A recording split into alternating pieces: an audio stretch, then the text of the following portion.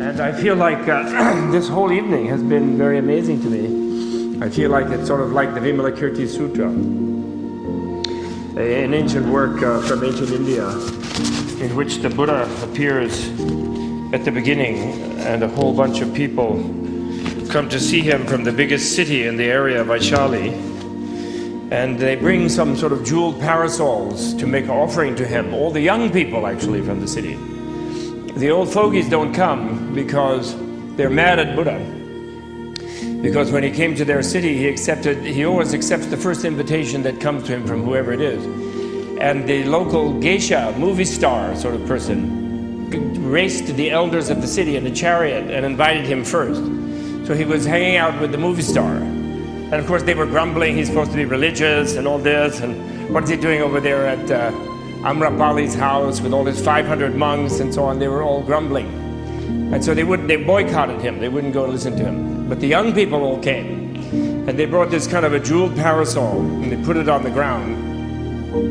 And as soon as they'd laid all their big stack of these jeweled parasols that they used to carry in ancient India, he performed a kind of special effect, which made it into a giant planetarium, the wonder of the universe. Everyone looked in that and they saw in there the total interconnectedness of all life in all universes.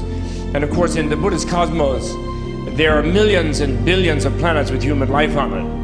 And enlightened beings can see the life on all the other planets. So they don't, when they look out and they see those lights that you showed in the sky, they don't just see sort of pieces of matter burning or rocks or flames or gases exploding. They actually see landscapes and human beings and gods and dragons and serpent beings and goddesses and things like that.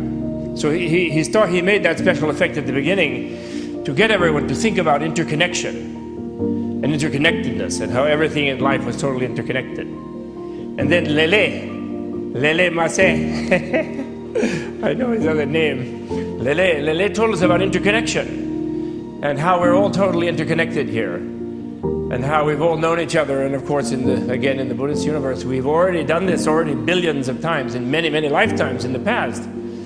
And I didn't give the talk always, and Chiho didn't, and Lele didn't, and Ed didn't, and Jim didn't. You did, and we had to watch you and so forth, and we're all still trying to, I guess we're all trying to become Tedsters, if that's a modern form of enlightenment. I guess so. Because in a way, if Tedster relates to all this interconnectedness of all the computers and everything, it's the forging of a mass awareness of where everybody can really know everything that's going on everywhere in the planet. And therefore, it will become what compassion is where it will become intolerable for us. Totally intolerable that we sit here in comfort and in pleasure and enjoying the life of the mind or whatever it is. And there are people who just absolutely are like riddled with this disease, and they cannot have a bite of food, and they have no place, or they're being brutalized by some terrible person and so forth. It just becomes intolerable. And with all of us knowing everything, then we're kind of forced by technology to become Buddhas or something, to become enlightened. And of course, we all be deeply disappointed when we do. Because we sort of think that because we are kind of tired of what we do, a little bit tired, we do suffer, we do enjoy our misery in a certain way. We distract ourselves from our misery by running around somewhere.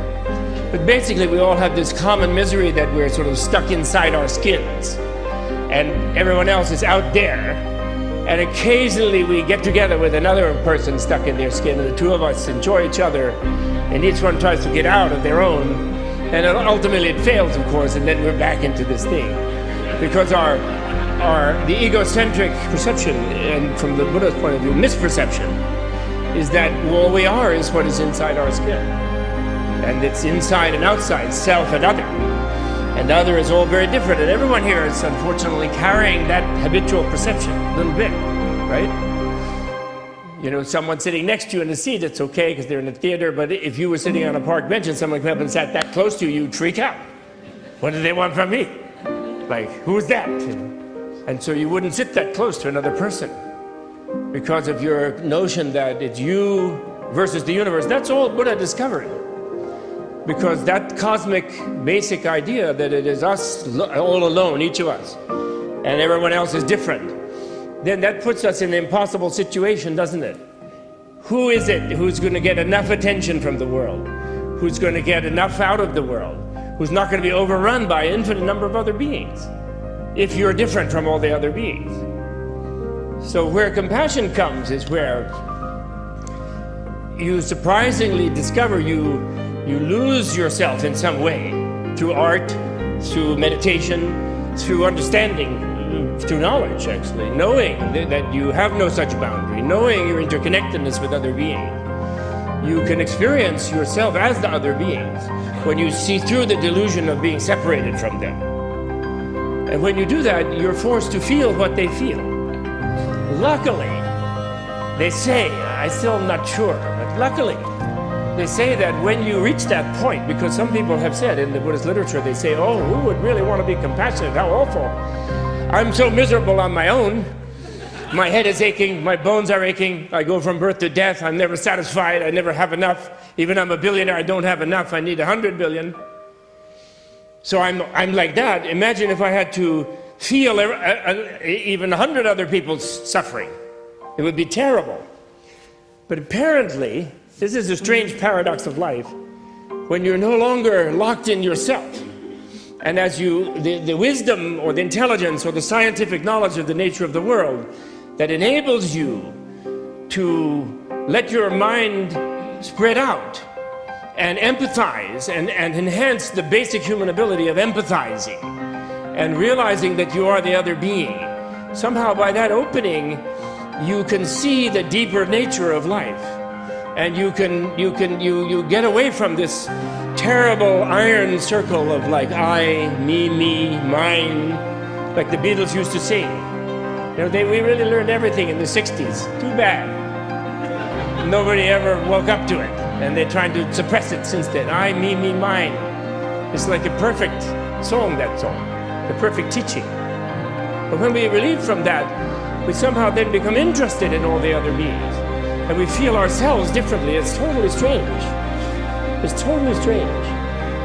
The Dalai Lama always likes to say, he says that when you give birth in your mind to the idea of compassion, because you realize that you yourself and your pains and pleasures are finally too small a theater for your intelligence. It's really too boring, whether you feel like this or like that or what, you know, and the more you focus on how you feel, by the way, the worse it gets, right? Like even when you're having a good time, when is the good time over? The good time is over when you think, how good is it? And then it's never good enough. I love that Lele said that the way of helping those who are suffering badly on the physical plane or on other planes is having a good time, doing it by having a good time. I think the Dalai Lama should have heard that. I wish he'd been to hear it. He once told me, he looked kind of sad. He worries very much about the haves and the have-nots.